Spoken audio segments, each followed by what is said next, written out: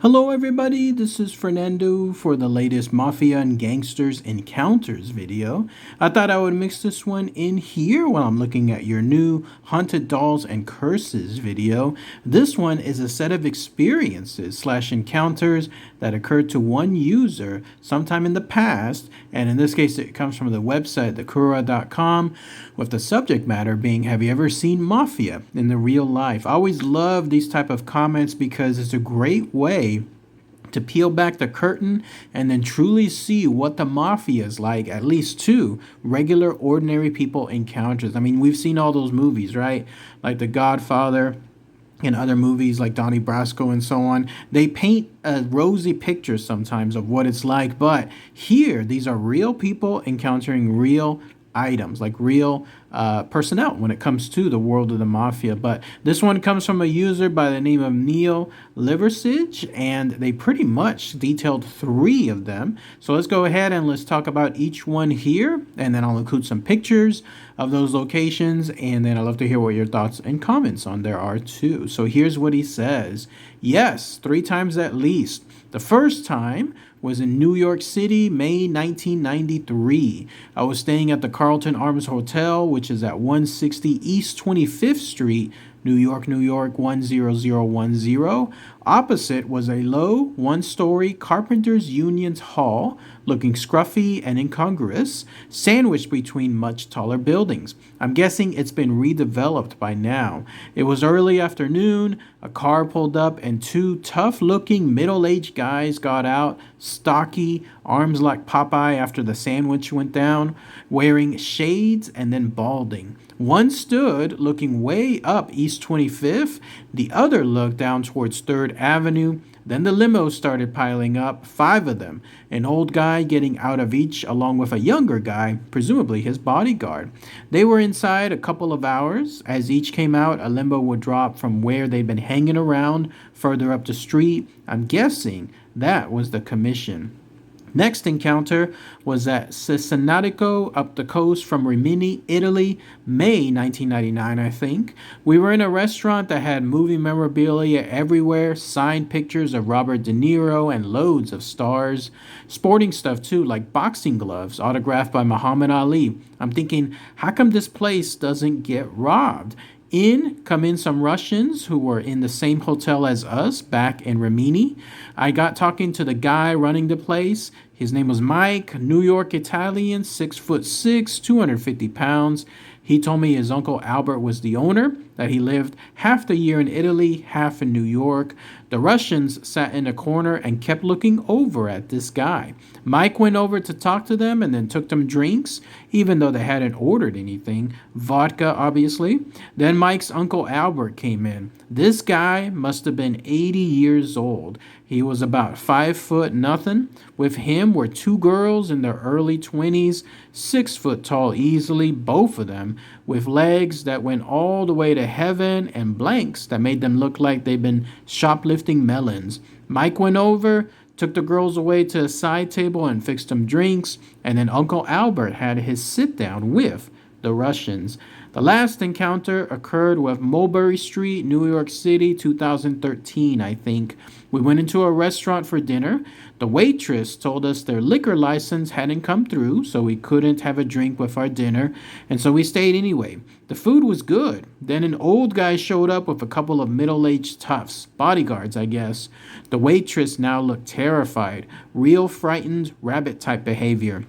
Liquor license or no, she soon had a bottle of wine in front of him. Then a limo rolled up with a young guy in his mid-20s in the back seat, wearing all the skater gear, including rollerblades, the old guy's son, I'm guessing, judging by the way the 2 toughs kissed his blank.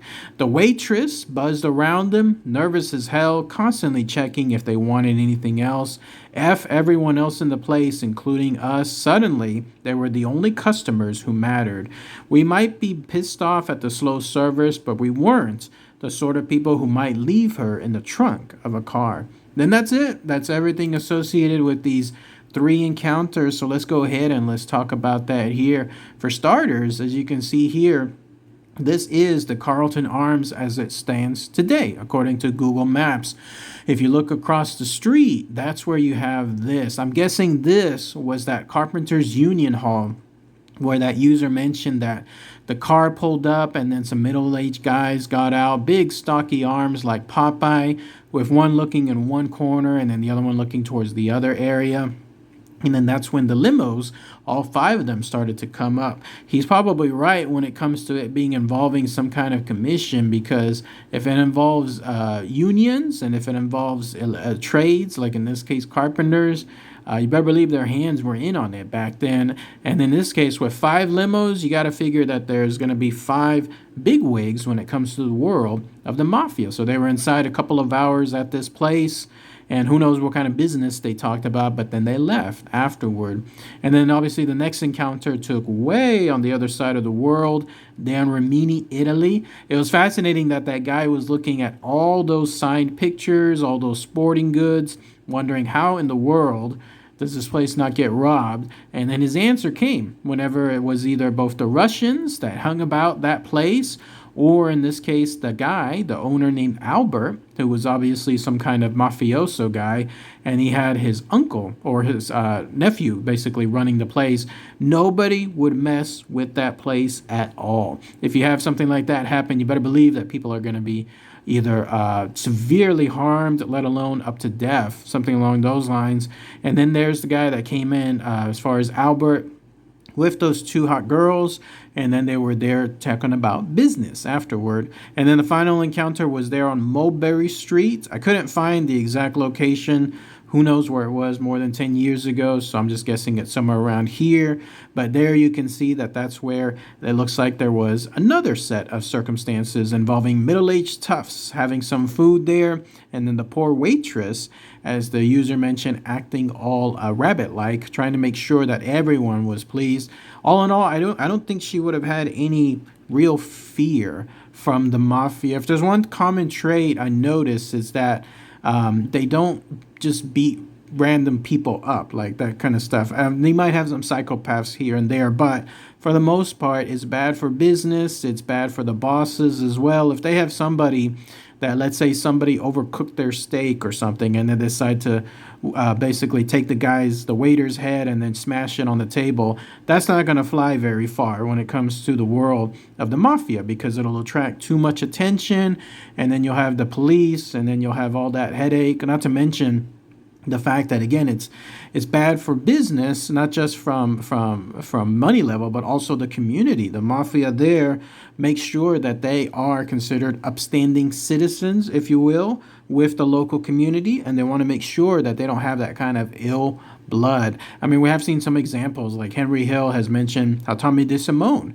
would have those kind of psychotic fits every now and then, but he got his afterward because of everything that he was doing up to that point. But you got to figure that in her world, this poor waitress, she was easily serving them as much as she could, but I don't think anything bad would have happened to her if something would have, let's say, slipped with her servicing. But let me know what you guys think about these encounters. All right, everybody. Thanks again as always. Take care.